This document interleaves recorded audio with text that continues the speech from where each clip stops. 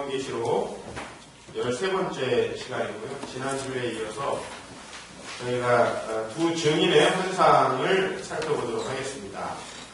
지난주에 저희가 살펴본 것은 그 두루마리를 먹는 요한의 모습. 그래서 저희가 지난주는 천사와 두루마리의 환상이라고 했고, 오늘 이 두 증인의 환상과 사실은 하나인데 그 내용이 너무 많고 방대하기 때문에 두 시간으로 나눠서 저희가 설명을 하고 있습니다.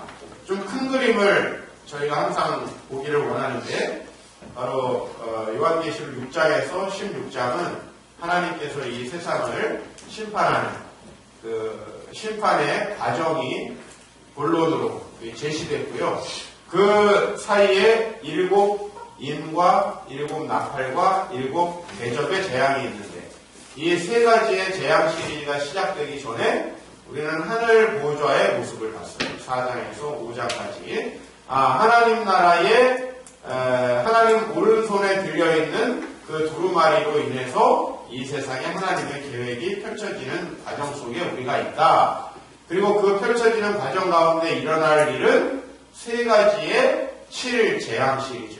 7개의 인, 7개의 나팔, 7개의 대접으로 구성되어 있어요. 그러니까 크게 보면 6장부터 16장은 하나님께서 그 계획의 근원으로서의 하나님의 통치를 보여주는 하늘 보좌의 모습이 먼저 나오고, 그 다음에 거기로부터 나오는 세 가지의 재앙 시리즈가 있는데, 이 마지막 재앙에는 중간에 삽입되는 내용이 없고, 7개의 인과 7개의 나팔에는 6번째와 7번째 사이에 삽입이 있다. 그것은 뭐냐면 7개의 인 중에 7번째 인은 7개의 나팔을 이야기해요.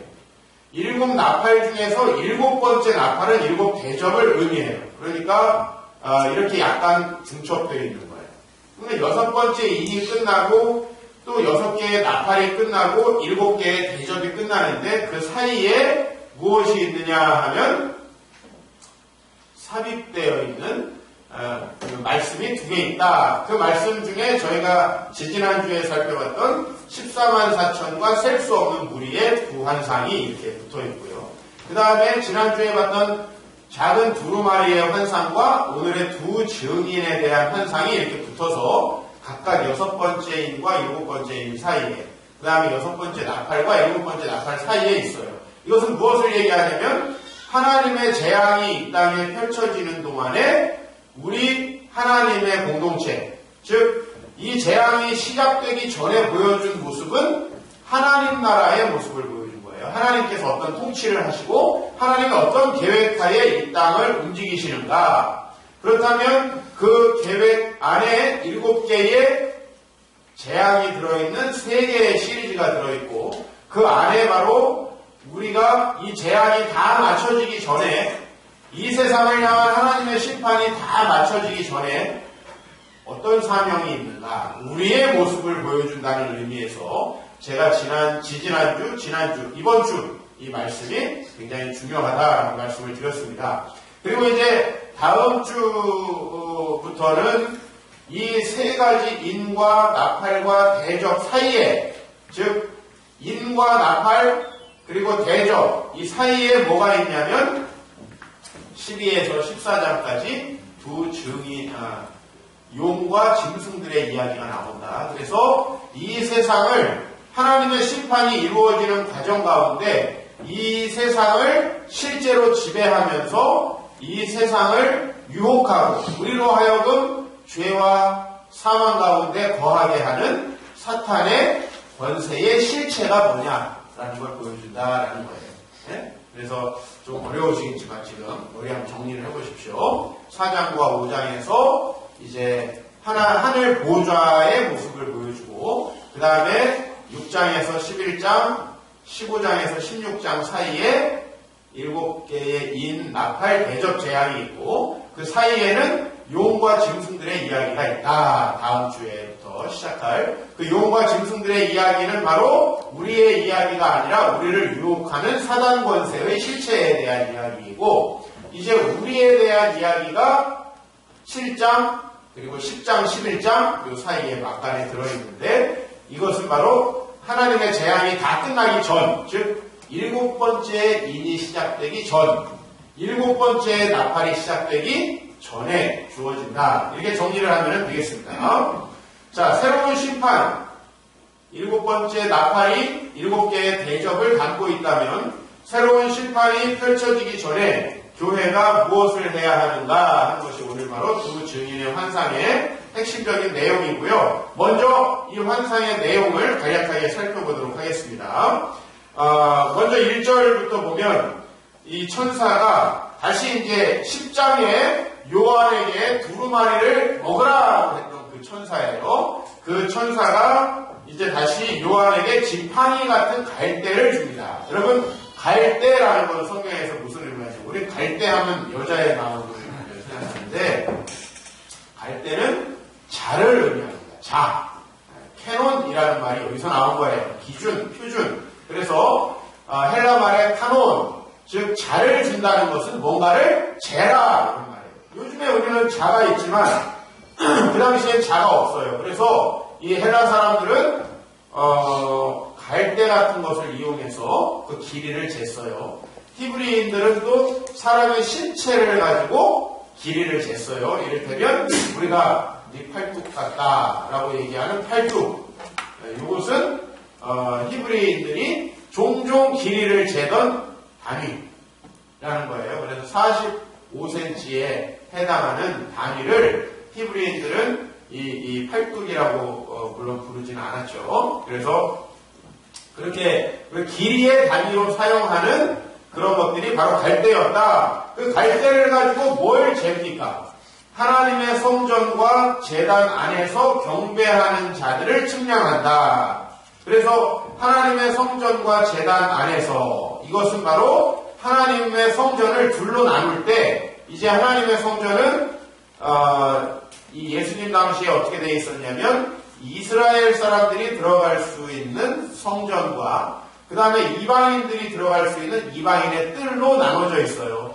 하나는 유대인들이나 이스라엘 사람들을 위해서, 다른 하나는 이방인들을 위해서 제공된 뜰이었는데 그 둘을 나눠요. 그래서 하나님의 성전과 제단 안에서 경배하는 자들을 측량하고 그 다음에 성전 바깥 마당, 즉 이방인의 뜰은 어떻게 하라?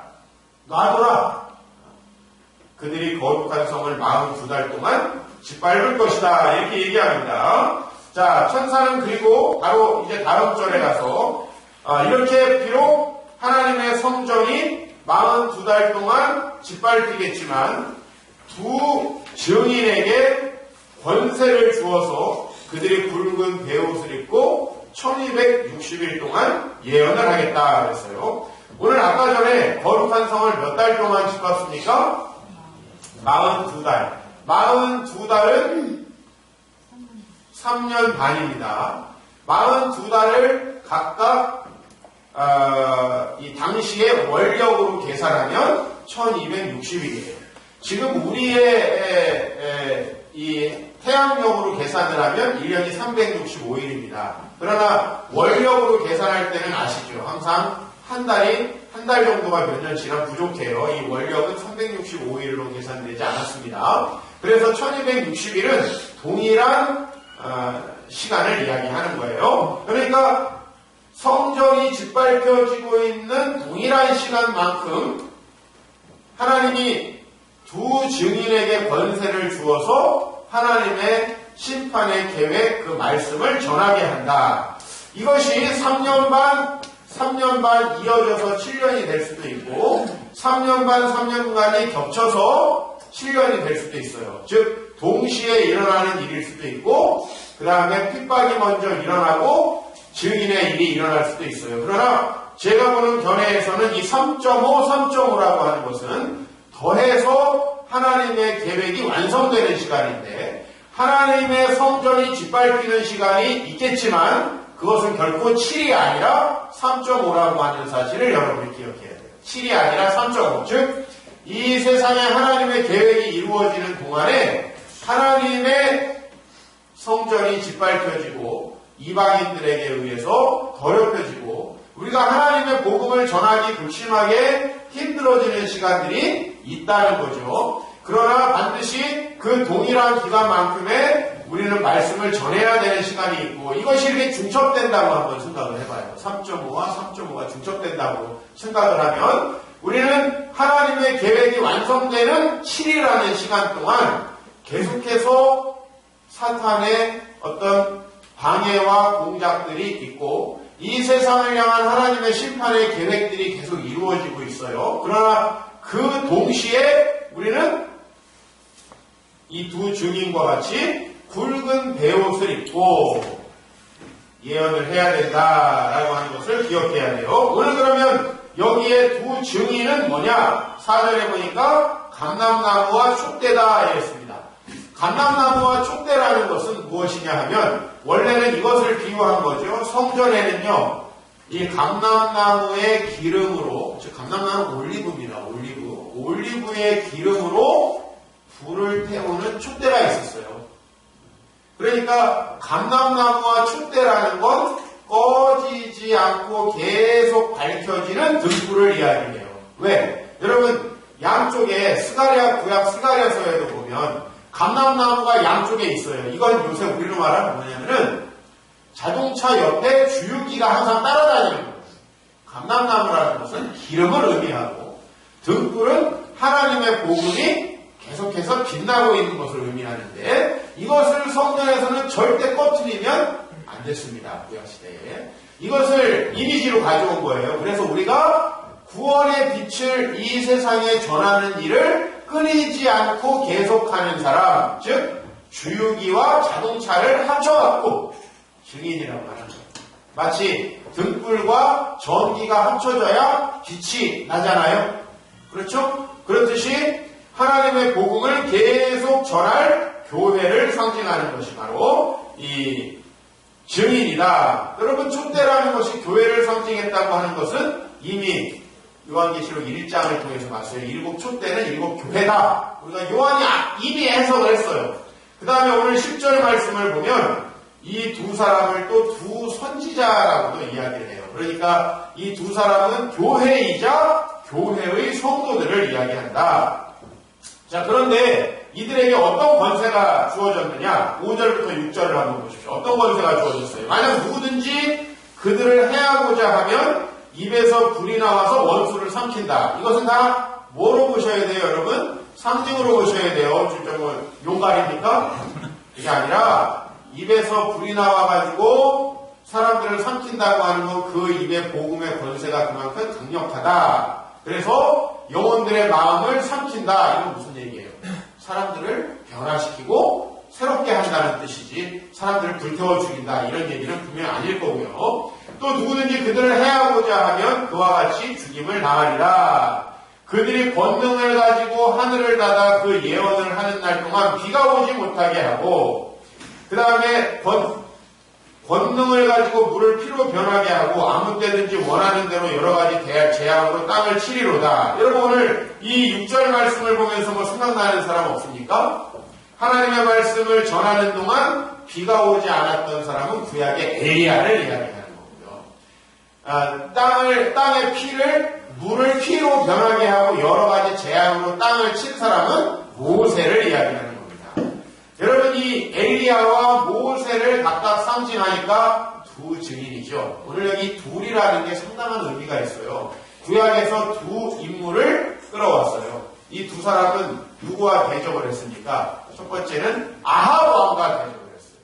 그 당시에 가장 악한 왕, 또 그 마누라는 세상의 가장 악처 아닙니까? 그죠? 그래서 이세벨이라는 여자. 그래서 이 아합 왕을 뒤에서 조종을 합니다. 선지자들을 괴롭힙니다. 그러나 하나님의 불이 나와서 엘리야의 재단을 살라버리죠. 그죠? 그런 이미지를 가져오는 거예요. 엘리야와 같이 당시에 엄청나게 선지자들을 핍박하지만은 주의 복음을 굳건히 전했던 선지자. 그 다음에 모세의 상대는 누구예요? 바로예요, 바로. 근데 여러분, 같은 바로도 어느 시대 바로냐, 이게 중요한 거예요. 지금 이집트는 어때요? 별 뭐 세상에 영향을 미치는 나라가 아니죠. 그러나 이 이집트의 전성기는 모세가 출애굽을 하던 시대. 때문에 이 이집트 역사의 전성기입니다. 너무 오래됐죠. 네, 전성기가 아직 안 오고 있어요, 사실. 근데 애굽은 정말 오래전에 전성기를 맞았던 나라입니다. 그러한 전성기를 맞았던 나라인 애굽을 대적해서 놀라운 권세로 그 땅을 심판하던 사람이 누구냐 하면 모세라는 거예요. 바로 그 두 선지자의 예를 들어서 하나님의 말씀을 전하는 동안에 놀라운 권세가 나타날 것이다. 누구에게? 진정으로 하나님의 말씀을 증거하는 증인들에게 그런 놀라운 역사가 나타날 것이다. 그래요? 자, 그 다음에 7절을 이제 보시면 그러한 권세가 있었지만 말씀이 좀 바뀌고 있습니다. 그들이 그 증언을 마칠 때 무적행으로부터 올라오는 짐승이 그들과 더불어 전쟁을 일으켜 그들을 이기고 그들을 죽일 터인지요. 즉 이제 사탄의 권세가 무적행으로부터 올라오는 짐승이 그들을 죽여요. 그래서 그들은 마치 어떻게 됩니까? 8절에 보십시오. 그들의 시체가 큰 성 길에 있는데 이것은 영적으로 보자면 소돔과 같고 애굽 같기도 하다. 무슨 얘기예요? 바로 세상의 큰 권세자들의 그런 핍박. 그죠? 소돔이 어떤 곳이었어요? 구약시대에. 죄가 참 관영했던 곳이 소돔 아닙니까? 그렇죠? 그 다음에 애굽 어떤 곳이에요? 믿는 자들을 핍박하는 곳이 애굽 아닙니까? 그런 영적으로 보면 그런 곳이다라는 거예요. 그 성 길이. 그러나 또 그것은 또 다르게 보자면 그들의 주께서 십자가에 못 박히신 곳이다. 즉 예수 그리스도와 같이 순교를 하는 곳이다라는 것이죠. 즉 이렇게 영적으로 그것을 해석하고 있습니다. 그리고 사람들은요 이제 이 두 증인을 장사하지 못하게 합니다. 백성들과 족속과 방언과 나라 중에서 사람들이 그 시체를 사흘 반 동안을 보며 무덤에 장사하지 못하게 하리로다. 즉 이 세상에 말씀을 전하는 자들에 대한 악의, 말씀을 전하게 하는 자들에 대한 증오, 이런 것들을 표현해 주죠. 장사하지 못하게 한다는 것은요. 사람이 웬만하면 장례는 치르게 해주지. 그죠? 장례를 치르지 못하게 한다는 건 개죽음을 당하게 한다는 얘기거든요. 이것은 바로 그만큼 하나님의 말씀을 전하다가 고난당하고 심지어는 순교까지 당하는 사람들에 대한 이 세상의 비웃음과 악의를 이야기하는 것이죠. 자, 그래서 이 선지자가 이제 땅에 사는 자들을 괴롭게 함으로 10절에 보면 왜 괴롭게 했어요? 아니 이게 땅에 사는 사람들이 세상 쾌락과 세상 것들을 즐기면서 잘 살게 해줘야 되는데 괴롭죠. 하나님의 말씀을 자꾸 전하니까 그렇게 하면은 멸망한다. 그렇게 살면 안 된다. 괴롭죠. 제 설교를 들으면서 여러분이 괴로우면 비슷한 거예요. 아, 목사님 좀 일주일 동안 고생하고 왔는데 좀 편안하게 해주시지. 잠 좀 자려고 그러는데 왜 이렇게 자꾸 소리를 지르시나? 그렇습니까, 여러분? 자, 그래서 이 선지자가 땅에 사는 자들을 괴롭게 한 거예요. 왜? 그들을 지적하잖아요. 여러분, 예수님 시대의 헤롯 왕을 생각해 보세요. 이 헤롯 왕은 헤롯이 여러 사람이 있습니다만은 그 세례 요한 시대의 헤롯. 그 헤롯은 동생의 아내를 빼앗아 가지고 자기가 취했잖아요. 그러니까 세례 요한이라는 사람이 야, 너 그런 식으로 하면 안 된다. 그렇죠? 그런 식으로 하면 안 된다. 그랬더니 그걸 앙심을 품고 있다가 죽여버리잖아요. 잔치자리에. 그렇죠? 또 교회사를 보면 우리 지난주 목요일날 같이 공부했지만은 영국의 헨리 팔스라는 사람은 이 성경 번역가요 종교개혁자인 윌리엄 틴데일이라는 사람이 자기의 첫 번째 아내와의 이혼을 지적하니까 그 사람을 나중에 죽여버립니다. 괴롭게 한다는 게 뭐예요? 잘못한 걸 지적한다는 거예요. 그러면 이때 믿음의 사람들은 어떻게 해야 됩니까? 회개하고 그 말씀을 지적하는 사람들에게 감사해야죠. 그게 바로 누구냐면 나단 앞에 서 있는 다윗의 역사입니다. 잘못했지만 문제가 있지만 그 문제로 깨닫게 해주는 선지자들의 말을 듣고 그 다음에 그 말씀에 순종을 해야 되는데 이 세상 사람들은 그렇지 않고 앙심을 품고 있다가 그들이 죽으니까 즐거워하는 거예요. 오늘 여기 말씀을 보세요. 그들의 죽음을 즐거워하고 기뻐하여 서로 예물을 보내리라. 축하한다는 얘기죠. 그렇죠? 마치 영국이 전쟁에서 지니까 기뻐가지고 자유의 여신상을 보낸 프랑스처럼 말이죠. 기쁜 거예요. 저 꼴보기 싫은 영국 저거 그동안에 진짜 꼴보기 싫었는데 잘됐다. 자유의 여신상 딱 선물해가지고 그 관광 수입이 엄청나요. 여러분 혹시 뉴욕에 가시면 직접 가시지 말고 스태튼 아일랜드라는 그 조그마한 섬으로 왔다 갔다 하는 페리가 있어요. 무료 페리. 그거 타고 가시면 좋고 배도 한번 타시고 입장을 내실 필요 없어요. 그래서 다 보입니다. 네, 배를 타면 다 보여요. 예물을 보냈다. 자, 그 다음에 이제 그게 끝이냐? 또 3.5라는 시간이 나와요. 3일 반. 즉 하나님의 시간은 요한계시록에서 항상 7이라는 것으로 나타납니다. 그러니까 3.5라고 하는 것은 세상이 계속 선지자들의 죽음을 가지고 기뻐하느냐? 그렇지 않다는 거예요. 그것은 잠깐이라는 겁니다. 로마서에도 뭐라고 그래요? 우리가 당하는 고난은 장차 우리가 맛볼 영광과 좋게 비교할 수가 없다. 3.5일이 지나고 나서 하나님으로부터 생기가 그들에게 들어가매 그들이 발로 일어서니 구경하는 자들이 크게 두려워하더라. 하늘로부터 큰 음성이 있어 이르되 이리로 올라오라 하늘 그들이 듣고 구름을 타고 하늘로 올라가니 그들의 원수들도 구경하더라. 물론 이 생기가 들어가서 산다는 것은 뭐 순교하는 사람들이 갑자기 살아나가고 막 공중으로 올라가고 이런 얘기를 하는 건 아니죠. 그죠? 여기서의 죽음도 진짜 죽음을 이야기하는 것은 아닙니다. 하나님의 말씀을 듣고 여러 가지 당하는 어려움들이 다 우리 순교적 어려움이라고 했죠. 제가 세 번째 시간에 요한이 나는 주의 환난과 나라와 참음에 동참하는 자라라는 말씀을 여러분에게 드리면서 환난과 나라와 참음에 동참한다는 게 뭐냐? 이 시대에 이 물질의 권세가 지배하는 세대에 여러분들이 나눔을 실천하는 거 그 자체가 대단한 순교다라는 걸 제가 말씀을 드렸어요. 여러분들이 이렇게 직장 생활에 정말 힘들고 직장 생활에서 승진하고 좋은 직장에서 스펙을 쌓아서 내 커리어를 쌓아서 돈을 버는 게 전부인 이 세상 속에서 여러분들이 정말 물질을 투자하고 시간을 투자해서 주님 나라 복음을 들고 나아가는 이 자체가 대단히 순교적이라고 제가 말씀드렸어요. 다행히 우리는 그렇게 해도 핍박받아 죽지 않는 세대에 사는 게 참 감사해요. 그러나 우리가 동일한 신앙생활을 지금 인도나 터키에서 하고 있다면 죽었을지도 몰라요. 물론 여러분이 변했을지도 모르지. 그리고 이 중에 진짜와 가짜가 쫙 드러났겠지. 염소와 약처럼 쫙 드러났겠지.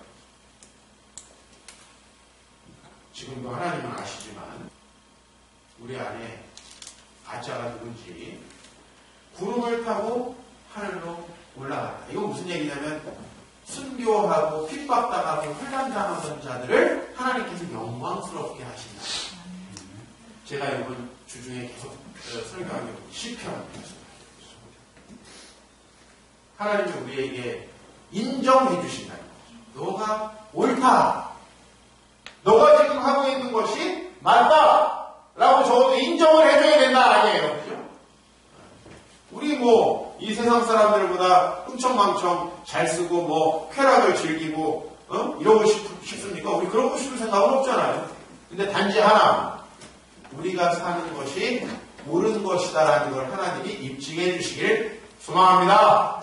나도 그래요. 난 내 친구들보다 좋은 차 타고 다니고 싶은 생각도 없고, 그들보다 좋은 아파트 살고 싶은 생각도 없고, 그들보다 돈을 많이 쓰고 우리 아이들을 무슨 고급 이 교육기관에다 보내고 싶은 생각 전혀 없어요. 단지 이렇게 사는 것이 하나님의 뜻대로 사는 것이고 옳은 인생의 방법입니다 라는 것을 하나님이 인정해 주시길 바라요.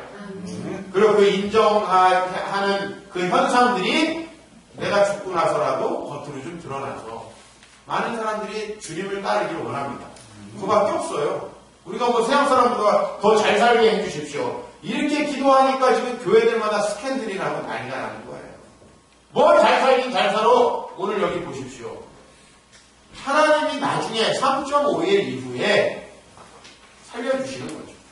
그때 큰 지진이 나서 성 10분의 1이 무너지고 지진에 죽은 사람이 7천이라 그 남은 자들이 그제서야 두려워하고 영광을 하나님 앞에 돌리더라. 아멘. 자, 물론 이 환상을 우리가 시간적 순서로 이해해서는 안 됩니다. 이 이방인들에 의해서 하나님의 성전이 막 짓밟히고, 그 다음에 3년 반 있다가 두 증인이 막 3년 반을 또 열심히 복음을 전하다가 7년이 지나면 꽤 죽었다가 3.5일 있다가 부활해가지고 천당 올라가라? 이렇게 생각하시면 안 된다는 거예요. 지금 오늘 이것은 다 상징을 우리에게 주고 있어요. 즉, 자, 우리가 이 심판을 어떻게 이해해야 합니까? 지금 이 심판은 어떤 상황에서 주어졌어요? 6번째의 나팔과 7번째의 나팔 사이에 주어졌어요. 즉, 하나님의 심판이 극도로 임하고 있어요. 6번째 나팔의 심판이 뭐였습니까? 혹시 기억납니까? 유브라데스 강이 말라요. 그 강에서부터 4천사가 놓여가지고 2억 명의 기병대가 나와서 그 말들의 입에서부터 나오는 연기와 유황과 이런 불로 인해서 사람들이 3분의 1이 죽는다라고 하는 심판. 그 이후에 이것이 주어져 있어요. 하나님의 심판은 우리들을 구원하게 될 것입니다. 할렐루야. 그러나 여러분, 하나님의 심판이 일어나는 동안에 우리가 또 하나 착각하지 말아야 될 게 있어요. 우리는 구원하겠지만 저 나라와 족속과 방언과 열방들 가운데 하나님의 증인들을 핍박하는 저들은 다 죽게 되겠지라는 생각을 하면 안 된다는 겁니다. 우리 교회가 그걸 착각하면 안 돼요. 우리가 해야 될 것은 무엇이냐면 그들 중에도 하나님께 돌이킬 자들이 있어서 하나님은 두 증인을 통해서 1260일 동안 예언을 하게 한다는 거예요. 즉, 오늘 우리가 장로교 예정론 같은 거에 빠져가지고 나는 구원받기로 예정되어 있으니까, 아니 내가 뭐 정하지 않아도 저 사람들은 다 예정되어 있으니까. 여러분, 하나님의 섭리를 잘 보십시오. 우리 장로교 성도들 그런 생각하면 절대 안 됩니다. 무슨 하나님이 나를 구원하시기로 예정했으니까, 쟤를 구원하기로 예정했으니까, 여러분 이런 얘기는 어디 가서 해야 되냐면 무덤 앞에 가서 해야 되는 거예요. 내가 관을 짜놓고, 하나님이 나를 이때까지 믿음으로 붙들어 주신 걸 보니까 정말 태초부터 나를 약정한 것이 맞구나, 이렇게 해야 되는데, 이제 태어난 놈, 이제 새파랗게 젊은 사람들을 두고 또 자기의 인생의 미래를 두고, 뭐 제가 어떻게 하든 하나님이 예정하셨을 텐데요. 취소하라고 내가 얘기해주고 싶어. 여러분, 하나님은요 시간에 따라 존재하시는 분이 아니에요. 그렇죠? 그걸 왜 우리 생각대로 합니까? 하나님은 태초에 계셨던 하나님이 지금 이 순간에도 동일한 하나님이에요. 근데 동일한 하나님이 옛날에 계셨다가 지금 계신 게 아니고 그때도 계시고 지금도 계셔요. 이건 동시에 현재형이에요. 이게 하나님의 존재를 설명하는 거예요. 동시에. 또 종말에 오실 그 하나님이 바로 지금 하나님과 동일한 그분이세요. 그분인데 그분도 동일한 시간에 존재해요. 하나님은 언제 미리 생각하시고 나중에 생각하고 이런 개념이 없어요. 왜? 동시에 모든 시간에 존재하시기 때문에. 맞습니까? 네. 맞죠? 자, 하나님의 이 임재 또 하나님의 존재를 공간적으로 보면 어때요? 여기 계시니까 미국에 계실 수 없습니까? 아니잖아요. 여기 계신 하나님이 거기도 옛날에 계셨었어가 아니에요. 한 3시간 전에 비행기 타고 오셨어. 이게 아니라 지금 여기에 계신 동일한 하나님이 저기도 계시고, 이게 하나님의 존재예요. 시간적으로도 마찬가지예요. 나를 옛날에 예정하셨다고 하니까 하나님이 옛날에 예정하셨다가 중간에 취소한다고 하니까 하나님 생각이 바뀌셨나? 이게 아니라는 거예요. 하나님은 동시에 창조에서부터 이 세상 종말에 이르기까지 동시에 존재하십니다. 그게 신비예요. 신비. 이게 영의 신비예요. 영적인 존재는 시간에 따라 우리처럼 존재하지 않는다. 3차원 세계에 존재하지 않는 거예요. 그러므로 여러분, 우리가 하나님의 심판을 지금 공부하고 있습니다. 7개의 인과 7개의 나팔, 조금 있으면 7개의 대접의 심판이 있을 거예요. 아, 이런 심판을 통해서 세상은 망하는구나. 세상은 다 망하고 나는 하나님께 예정되어 있으니까 아이고 할렐루야 좋다. 이게 아니라는 겁니다. 7장 9절에 보세요. 아까 얘기했던 단어와 비슷한 게 있어요. 보십시오. 7장 9절에 이 이후에 내가 보니 각 나라와 족속과 백성과 방언 가운데서 아무도 셀 수 없는 능히 셀 수 없는 무리가 나와 흰옷을 입고 손에 중년한 바지를 들고 보좌 앞과 어린 양 앞에 서 있다라고 얘기하죠. 아까는 각 나라와 족속과 백성과 방언들 가운데에서 많은 사람들이 어떻게 해요? 이 선지자들을 핍박하고 죽인다. 여러분 그 선지자들을 핍박하고 죽이는 그 사람들이 동시에 나중에 하나님 앞에 손에 종려나무 가지를 들고 나와 있어요. 물론 그들 중에 모두는 아니에요. 오늘 여기에도 보면 각 나라와 족속과 백성과 방언에서 그로부터 뽑힌 이런 의미를 가지고 있어요.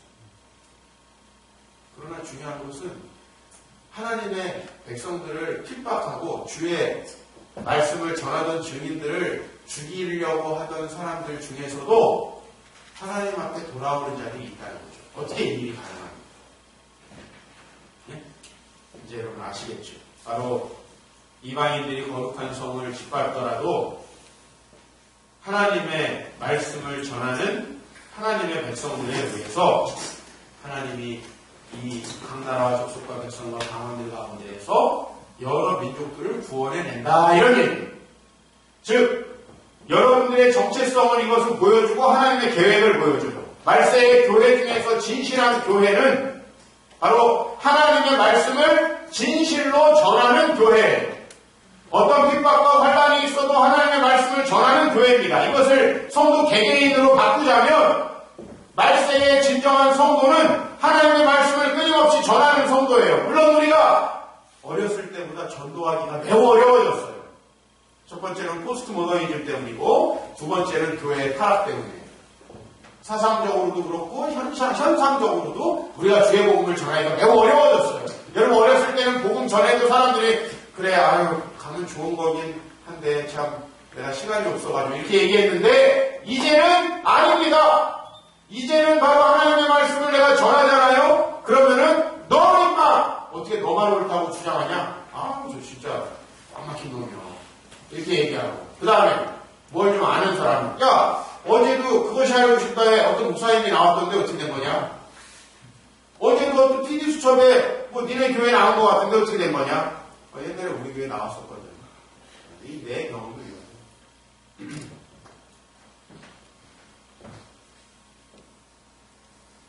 우리 교회 좋은 교회 이런 거 나올 때가 감사한 줄 아세요. PD 수첩에 나오기 시작한 그때부터 대체없어요. 진짜 대체없어요. 여러분 그런 상황 한번 당해보세요. 장난 아닙니다. 내가 내 인생을 다 바쳐가지고 세워놓은 교회가 그렇게 나온다? 진짜 장난 아니에요. 마지막 하나님의 심판이 이루어지는 때를 7이라는 것으로 우리가 상징했을 때 그 기간 동안에 이루어져야 하는 일은 이방인들에 대한 심판도 이루어져야 하지만 반대로 이방인들의 구원도 이루어져야 합니다. 그 구원의 역할을 누군가는 참된 믿음을 가지고 있기 때문에 핍박을 당하고 환난을 당하면서도 전한다는 거죠. 누군가는 진짜 참된 증인이 있다는 거예요. 예배에 나오기도 참 힘들고 예배 시간에 정신 차리고 똑바로 찬양하기도 힘든 이런 썩어버린 상태가 아니고 하나님의 말씀을 전하는 참된 증인 손해를 보고 핍박을 당하고 환난을 당해도 그걸 하는 사람들이 말세에 존재하고 그들은 바로 두 교회로 되어 있습니다. 여러분 처음에 요한계시록을 보면 여러분 신이 안 돼요. 이 땅의 교회 몇 교회에다 편지를 보내죠? 7개에다 편지를 보내죠. 근데 그 7개의 교회 중에 몇 교회가 칭찬을 받죠? 2교회가 칭찬을 받죠. 오늘 두 증인이에요. 7개가 있어도 5개는 가짜란 얘기예요. 그걸 요한이 보여주고 있는 두 증인. 많지만 두 사람, 선지자도 두 사람, 증인도 두 사람, 감람나무와 촛대도 원래 몇 개예요? 아니에요. 성전에 7개예요. 요한 이 구약의 성전에는 촛대가 7개라고. 근데 오늘 여기 몇 개? 2개. 여러분은 2개 안에 들어가시겠습니까? 이 땅에 그리스도인들이 7억이라면 2억만, 7명이라면 한 2명만 진짜라는 얘기를 하고 있어요. 근데 이 진짜냐 가짜냐 하는 것은 무엇으로 알 수 있다? 환난과 핍박을 당하더라도 주의 복음을 옳다 여기고 이것만을 생명으로 여기고 주위에서 너는 왜 이렇게 배타적이냐, 너는 왜 이렇게 꽉 막혔냐, 너는 도대체 배운 놈이 맞냐, 대학 나왔냐, 왜 너만 옳다고 생각하느냐 이렇게 주장을 하더라도 하나님 복음을 전하고 또 주위에서 좀 답답하게 보이고 내가 나누고 실천한다고 봉사한다고 여러분들 좀 피곤하고 힘들겠지만은 하나님이 주신 사명이기 때문에 그것을 감당하는 거예요. 사랑하는 성도 여러분, 바로 하나님의 심판의 계획을 선포하며 회개를 촉구하는 교회, 이게 진짜 교회의 모델입니다. 근데 이 시대 교회들은 어떻게 강남의 라이트나 롯사라가 별로 다르지 않은 거. 쾌락과 즐거움을 위해서 교회를 결혼하기 위해 교회 다니고 사업하기 위해 교회 다니고 정치하기 위해 교회 다니고 속지 마세요. 여러분. 그래서 이 세상에 진실한 성도들에 의해서 이방인도 구원받고 그들도 구원받는다. 잘 보세요. 내가 참된 성도의 모습을 보일 때 나도 구원받지만 그 모습 때문에 누구도 구원받아요? 각 나라와 족속과 배원, 당원들 가운데서 그 교회를 핍박하던 자들도 구원받아요. 누군 구원 못 받겠습니까? 두 종류예요. 가짜 성도들 구원 못 받아요. 그죠? 7개 중에 5개 가짜 성도들. 그 다음에 이방인들 중에서 그 태도를 변하지 않고 끝까지 회개하지 않는 자.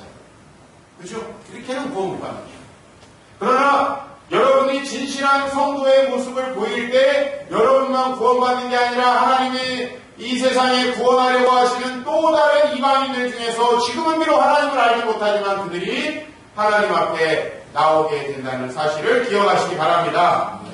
마지막으로 우리 11장 3절 말씀 공독하고 오늘 말씀을 정리하려고 합니다. 같이 읽습니다. 내가 나의 두 주인에게 권세를 주리니 그들이 붉은 베옷을 입고 1260일을 예언하리라. 아멘. 이들은 무엇을 입고 있습니까? 베옷을 입고 있어요. 여러분 요한계시록에서 계속 옷이라는 게 뭘 상징합니까? 삶을 상징합니다. 깨끗한 옷, 하면 옷을 상징하는 게 아니죠. 삶을 상징합니다. 베옷, 뭘 상징합니까? 베옷은 회개를 상징하는 거거든요. 구약에서. 그럼 베옷을 증인이 입고 있다는 건 뭘 얘기하는 거예요? 전하는 복음은 가난한 자들을 도와라, 어려운 자들을 위해서 해라, 선교해라 하면서 사는 것. 럭셔리하게 사는 것. 이건 진짜 증인이 아닙니다. 돌아셔야 돼요. 그래서 이 시대 목회자들이 럭셔리하게 살면 안 됩니다. 이 시대 성도들 럭셔리한 걸 꿈꾸면 안 돼요. 그건 세상이 꿈꾸게 하는 것이죠. 프레스티지 이런 거를 여러분 꿈꾸면 안 돼요. 우리는 그들과 함께 낮아져서 평범한 사람이 돼요. 베옷을 입는다는 건 뭘 얘기하느냐? 베옷은 회개를 얘기하는 거예요. 이것은 뭘 잘못했습니다 라는 게 아니라 회개는 제가 뭐라고 얘기해요? 계속 지금까지의 삶을 살지 않는 것을 이야기해요. 엘리야가 그래서 무슨 옷을 입었습니까? 네? 짐승의 털로 된 옷을 입고 메뚜기와 석청을 먹으며 주의 복음을 전합니다. 엘리야, 세례 요한도 마찬가지입니다. 예수님도 머리 뜰 곳이 없으셨어요. 그런데 지금의 교회는 마치 중세시대의 성직자들과 귀족 성도들을 방불케 할 정도로 이건 도대체 무엇을 위해서 교회를 나오는지 주의 복음, 가난한 자와 헐벗은 자, 창녀들과 세리들을 쫓아다니던 예수님의 주님의 모습과는 너무 거리가 멀어요. 우리가 그것을 소망하고 있는데 이 교회가 제대로 돌아갈 턱이 없는 겁니다. 그러니까 교회가 부자 된 사람들만 복받은 것처럼 생각해요. 세상에서 성공한 사람들만 마치 하나님의 축복을 누린 것처럼 생각하니까 그렇지 않은 사람들은 교회에 눈치 보여서 못 다니는 거예요. 우리 교회는 누가 못 다녀요? 주님 앞에 열심히 헌신되지 않는 사람들이 좀 껄끄러운가 봐요. 그런 교회가 있어요. 근데 대부분의 교회들은 그게 아니라 열심히 하는 놈이 껄끄러워서 못 다니는 교회가 되고 있어요. 네? 대부분의 교회는 럭셔리하지 않고 뭐 학교를 스카이 안 나오면 못 다닌다는데 대학교에 이런 교회들이 되고 많았습니다. 그것을 축복이라고 여기면서 그것을 하나님이 마치 나를 물론 하나님이 주신 거지만 우리가 그것을 자랑할 것이 아니요 배옷을 입어야 될 줄로 믿습니다. 12세기에 중세 교회를 획기적으로 바꿔놓은 인물이 있습니다. 프란시스라는 사람. 교황도 아니고 뭣도 아니에요. 아무것도 아니에요. 큰 사업을 하던 아버지 밑에서 자라던 젊은이인데 이 젊은이가 회개를 하고 옷이 바뀌었어요. 이 젊은이가 예수를 믿고 길에서 어떻게 하다 이 사람 예수를 믿는다면 길에서 이제 당시에 연극이나 이런 것들을 길에서 하는데 예수님을 믿고 자기의 모든 것들을 주님 앞에 드리고 헌신적으로 살아가는 그러한 사람의 이야기를 연극에서 이 사람이 보고 회심을 합니다. 그러니까 뭐랑 반대냐면 부자 청년과 반대야. 부자 청년은 부자였는데 아이고 이거 못 내놓을 것 같아서 그냥 근심하고 돌아갔지. 그러나 이 사람은 그 연극의 주인공은 그런 상황에서 하나님께 받습니다. 그래서 이 프란시스는 선언을 합니다. 나는 앞으로 내 개인 재산을 갖지 않겠습니다. 그리고 아버지가 그 무렵에 아주 좋은 옷을 줬어요. 아들아 이 옷을 입고 다녀라. 그 옷을 팔아가지고 가난한 자들에게 나눠주고 평생을 배옷과 같은 무더기 옷을 입고 살았어요. 이 사람이 중세시대에 그래도 한 줄기 빛이었다. 이 사람이 바로 어두운 세대에 교회의 교황들도 어떤 지도자들도 주님을 전하지 못하고 있던 시대에 많은 사람들에게 참된 소망을 준 사람이었어요. 이게 배옷을 입은 증인이에요. 이 말세예요. 배옷을 입기를 축복합니다. 옷을 지저분하게 입고 다니는 얘기는 아니에요. 그러나 이것은 변화된 삶을 얘기해요. 여러분 지금까지 이기적으로 사셨잖아요. 이제 이타적이라는 말이 굉장히 좀 와닿지는 않습니다만 정말 하나님을 사랑하고 이웃을 사랑하는 삶으로 바뀌시길 축복합니다. 그런 새로운 삶으로 주의 복음을 전하시기를 축복합니다. 그 사람이 바로 이 말세의 두 증인이고요. 그 사람들은 아무리 이 세상이 악한 권세로 여러분을 침범하고 때로는 여러분들을 죽이려고 위협한다 할지라도 강력한 권세로 이 세상 사람들을 주님께 돌아오게 할 자로 쓰임받을 줄로 믿습니다. 우리가 그러한 하나님의 두 증인 되어서 굵은 배옷을 입고 하나님 앞에 살아가는 것입니다. 정말 참된 회개의 삶, 지금까지의 삶, 지금까지의 습관 내려놓으십니다. 지금까지 내가 제일 소중하게 여겼던 것 내려놓으십니다. 다 내려놓으셨다면 이제 그거 잘 유지하셔서 정말 하나님 앞에서 굵은 배옷을 입은 참된 주님의 두 증인, 그가 바로 우리 세상의 빛교회가 되기를 바라고 사랑하는 성도님들이 되기를 축복합니다.